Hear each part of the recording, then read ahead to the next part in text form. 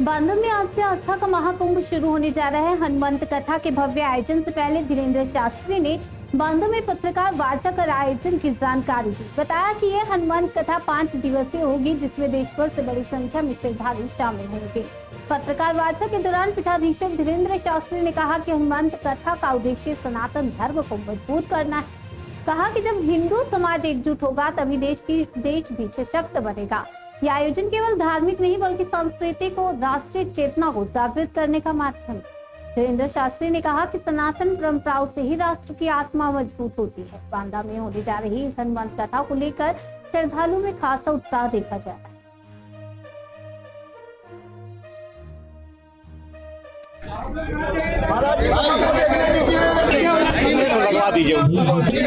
रामाय राम भद्राय रामचंद्राय वेदसे रघुनाथाय नाथाय श्री सीताय पते नमः। माता रामो पिता रामचंद्र स्वामी रामो कथा रामचंद्र सर्वस्वं मे रामचंद्रो दयालो नान्यं जाने नहीं जाने। श्री सीताराम भगवान की जय, श्री बागेश्वर धाम की जय, श्री सन्यासी बाबा की जय, संकट मोचन श्री बांदा वाले हनुमान जी की जय, खत्री पहाड़ पर विराजमान भगवती माँ विंध्यवासिनी माता की जय, चित्रकूट धाम की जय, कांतानाथ भगवान की जय। ऋषि वामदेव भूमि, वामदेव ऋषि की है भूमि बांदा।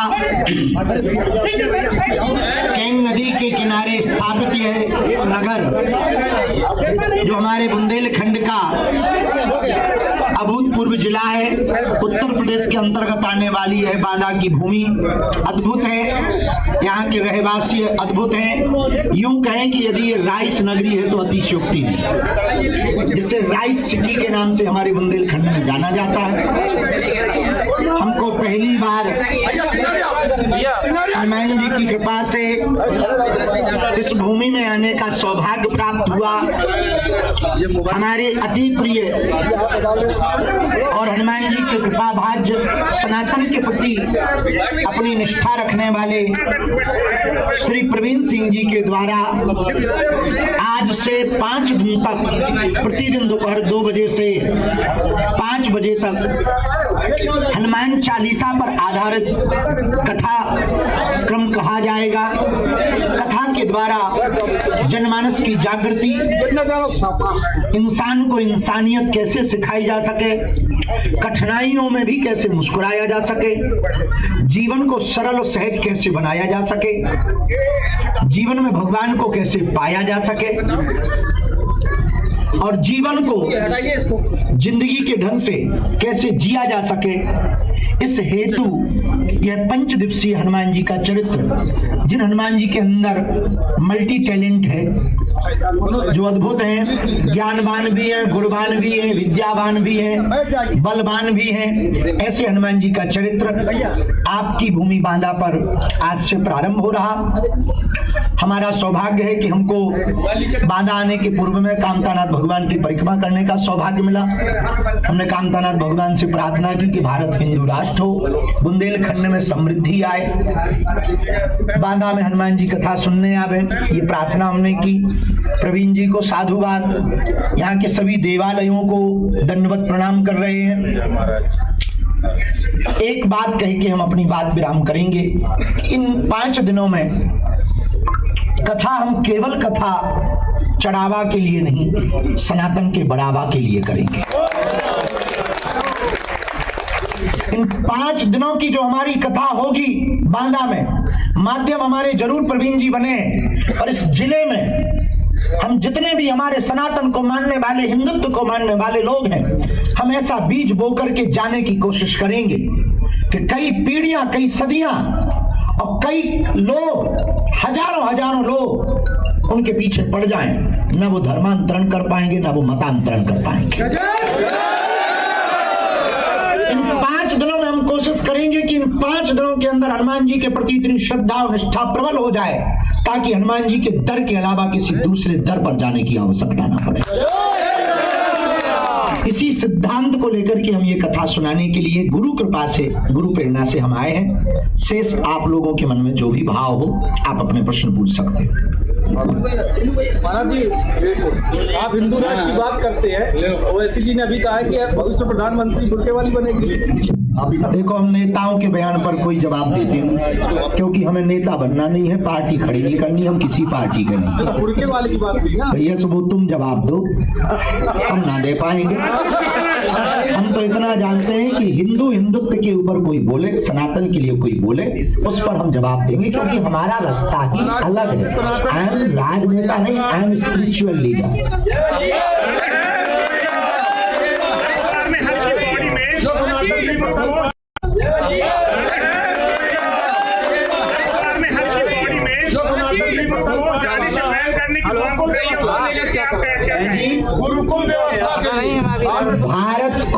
भारत न रहने के लिए विदेशी आक्रांताओं ने हमारी भारत की शिक्षा पद्धति पर पहले प्रहार किया। और भारत की शिक्षा पद्धति में पहले गा से गणेश पढ़ाया जाता था, तो बोले ये सांप्रदायिकता है। फिर पढ़ाया जाने लगा गा से गधा, बोले ये बढ़िया है। उसी कारण बच्चे भी गणेश की जगह गधे हो रहे हैं और भारत में सेकुलरिज्म का कीड़ा काट रहा। देश को बर्बाद उन्हीं लोगों ने किया जिन्हें गुरुकुलम पद्धति से दिक्कत है। भारत को यदि भारत बनाए रखना है तो हर जिले में भारत सरकार को वैदिक गुरुकुलम की स्थापना करना जरूरी है। उसके लिए हमने शुरुआत कर दी है। आप कहोगे बाबा तुम क्या कर रहे हैं? तो हम तो अस्पताल भी बनवा रहे, कन्या विवाह भी हर साल कर रहे, भंडारा भी कर रहे, फिर भी तुम्हें खुजली चढ़े बेटा। और तुम पूछोगे बाबा तुम क्या कर रहे? तो एक बात और सुनो, गुरुकुलम भी खोल रहे।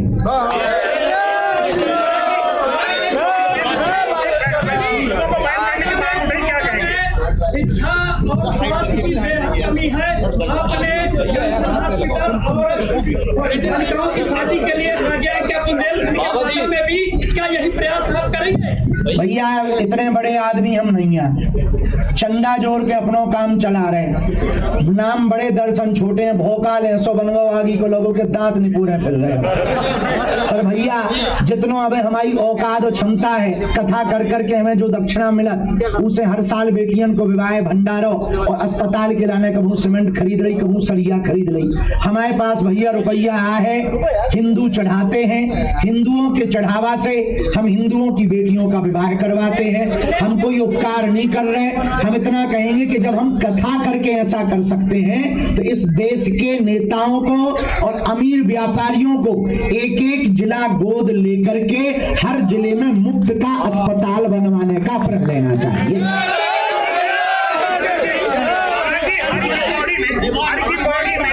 मुस्लिमों के बैन करने की मांग उठ रही है, इस पे आप क्या कहना चाहेंगे? हर की बॉडी में मुस्लिमों को बैन करने की मांग उठ रही है। मेरे अंगने में तुम्हारा क्या काम? महाराज जी 100 की बात ये है भैया, यहाँ पर सनातनी परंपरा की कथा हो रही।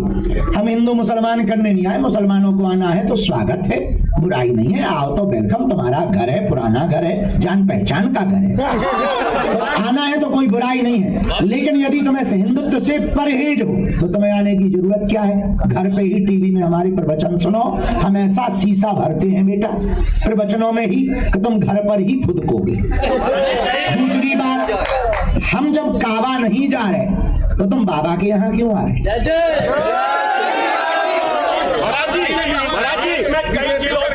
जनसंख्या है मंदिर के बाद मुस्लिमों की बढ़ रही है, कई जिले और कई तहसीलें तो बिल्कुल संपूर्ण हो गए। ऐसे में हिंदुओं के लिए बहुत बार हम इस पर बयान दे चुके हैं। सरकार कहती है बच्चे दो ही अच्छे के, चच्चे के 30-30 बच्चे के। हम यही कहेंगे हिंदुओं अपनी जनसंख्या बढ़ाओ, घटाओ मत। यदि अपने बच्चों की जल जंगल जमीन बचाना है, अपने बच्चों की जोरू जंगल जमीन बचाना है तो अपनी जनसंख्या बढ़ाइए। जनसंख्या हिंदू बढ़ाएंगे तो ही बढ़िया बचे रहेंगे, नहीं तो एक एक करके निपटाए जाएंगे। जो बांग्लादेश में हो रहा वो भारत में होगा। इसलिए कम से कम 4 बच्चे। अब हमारी शादी हुई नहीं, वरना प्लानिंग भी बता।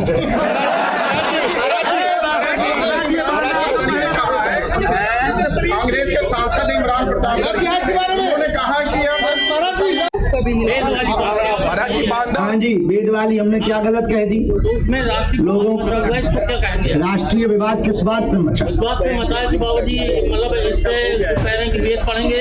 अरे भाई सीधी सी बात हमने अपने हिंदुओं को समझाया, मुसलमानों को समझाया ही नहीं। अरे सीधी सी बात, पता नहीं तुम लोग खुजली क्या क्या करते हो। गलत समझ रहे हैं। हमने सीधा बताया, सनातनीय संस्कृति में हम गुरुकुलम की स्थापना धाम पे कर रहे हैं। और गुरुकुलम की स्थापना कर रहे हैं बहुत छोटे से 4-6 कमरों से। तो उन्होंने कहा कि क्या किया जाएगा? उनका वेद पढ़ाए जाएंगे। बोले वेद क्यों पढ़ाए जाएंगे? हमने सीधा सा जवाब पत्रकार को दिया कि हमारे हिंदुओं के बच्चे जावेद और नावेद ना पढ़े बने, इसीलिए हम वेद पढ़ा रहे हैं। लेकिन क्या गलत कह दिया? महाराज सौ का सीधा सिद्धांत कह दिया। महाराज जी, अब किसी को इसमें मिर्चा लग रहा है तो बेटा हम नहीं सुधरने वाले। महाराज जी बांदा और आसपास के जिलों में युवा भारी मात्रा में पलायन कर रहा है, तो क्या आप दिव्य दरबार के माध्यम से सरकार और युवाओं को कोई संदेश देना चाहेंगे? देखिए 5 दिन की कथा है, दिव्य दरबार 1 दिन का है। सरकार को संदेशा यही है कि देश में हिंदू मुसलमान ना करके, देश में जातिवाद ये ना फैलाकर, देश के नेता चाहे पक्ष के हो या विपक्ष के हो, वो देश के बारे में भी सोचें, युवाओं के रोजगार के बारे में भी सोचें। इस देश में बहुत हो गया, पुरानी वही घिसी पिटी बातें। अब एक काम होना चाहिए, पक्ष और विपक्ष दोनों मिलकर इस देश की बेरोजगारी बंद करवावें। ये सबसे बड़ा देश का मुद्दा है। लेकिन विचित्र बात यह है, इस देश में दारू सस्ती है, दवा महंगी है।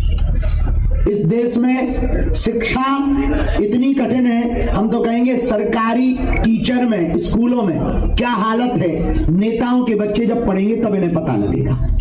और हम एक बात कहना चाहेंगे, हर नेता को सरकारी स्कूल में बच्चों को पढ़ाना अनिवार्य कर देना चाहिए और हर टीचर के बच्चे उसी स्कूल में पढ़ें जिस स्कूल में वो टीचर हो। शिक्षा में भी सुधार होगा और उनके बच्चों में भी सुधार होगा। उनके बच्चे तो पढ़ते भैया हॉस्टल में, तो अपने बारे सरकारी में खिचड़ी खा खा के मरे जाए और अपने खिचड़ी खा के खिचड़ी वाले बन पा रहे हैं और उनके बारे से चाउमीन पिज्जा बर्गर वाले बनते। तो हम यही चाहते हैं इस देश में शिक्षा नीति में सुधार हो, लेकिन उसके लिए सरकार भर का कदम नहीं हो सकता। हम लोगों को भी वो कदम आगे बढ़ाना पड़ेगा। हमारे कहने भर से देश में बदलाव नहीं होना है। प्रत्येक व्यक्ति को ऐसी विचारधारा से भरपूर होना पड़ेगा, तभी प्रदेश में, उत्तर प्रदेश में बदलाव होगा, तभी मध्य प्रदेश में बदलाव होगा, तभी देश में बदलाव। ये दुर्भाग्य की बात है कि बांदा का युवा पलायन कर रहा है। हम प्रार्थना करेंगे कि युवा, बहुत से रास्ते ऐसे हैं, उन रास्तों पे चलना प्रारंभ करो, अपना खुद का मार्केट बनाओ, खुद के बिजनेस पर आओ। भगवान ने चाहा तो तुम्हें बांदा में जाने की आवश्यकता नहीं, बांदा ही एक दिन युवाओं को यहाँ पर प्रेरित करके बुलाएगा।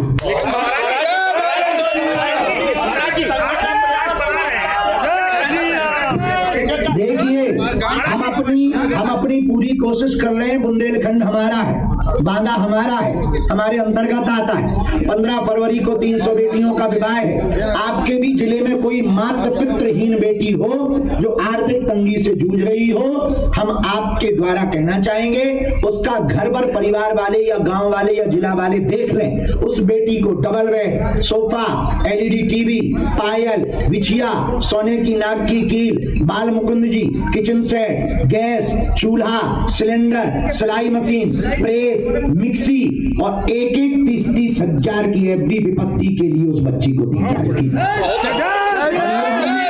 ये हम अपने द्वारा नहीं, हमें जो सनातनी हिंदू चढ़ावा देते उसी को हम साल भर जोड़ कर रखते।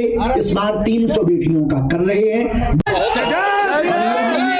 ये हम अपने द्वारा नहीं, हमें जो सनातनी हिंदू चढ़ावा देते उसी को हम साल भर जोड़ कर रखते।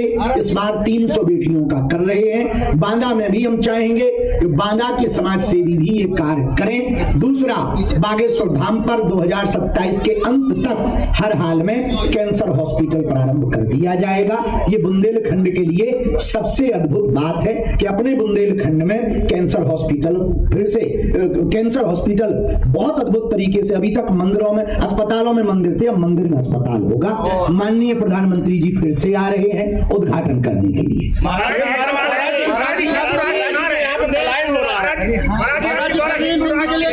बुंदेलखंड राज्य की बातें कहना ठीक है, धरातल पे होना बहुत कठिन है।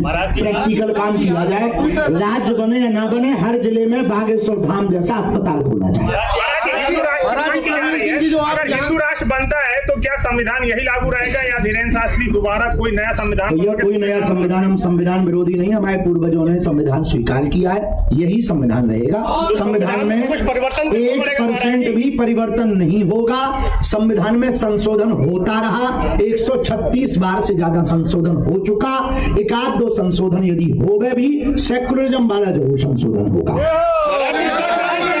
संविधान को बदलने की आवश्यकता नहीं है, संविधान यही रहेगा, यही चलेगा। और जो संविधान को मिटाने की, संविधान को बदलने की या डॉक्टर भीमराव अंबेडकर पर टिप्पणियां करते हैं, हम एक बात बहुत अच्छे से कह सकते हैं, कहीं ना कहीं ये कुंचित और छोटी मानसिकता की विचारधारा है। संविधान हम सबके पूर्वजों ने स्वीकार किया, तो हम लोगों का भी वो दायित्व है। सनातन धर्म में रहते हुए जातिवाद कैसे खत्म किया जा सकता है? सनातन धर्म में रहते हुए जातिवाद कैसे खत्म किया जा सकता है? जातिवाद, हिंदुस्तान या हिंदू कहना मत पर्याप्त होगा? देखो प्रभु, जातियां तो रहे पर जातिवाद न रहे। आप पत्रकार रहो पर पत्रकारिता की निम्न स्तरता न रहे, सीधी सी बात है। उसी प्रकार जातियां रहें, जब भाई गरीब की भी न्यूज दिख जाए, शोषण न होवे, ब्लैकमेल न होवे, ये पत्रकार की मानवता है। यही मानवता पे आप चलेंगे तो आप पत्रकार।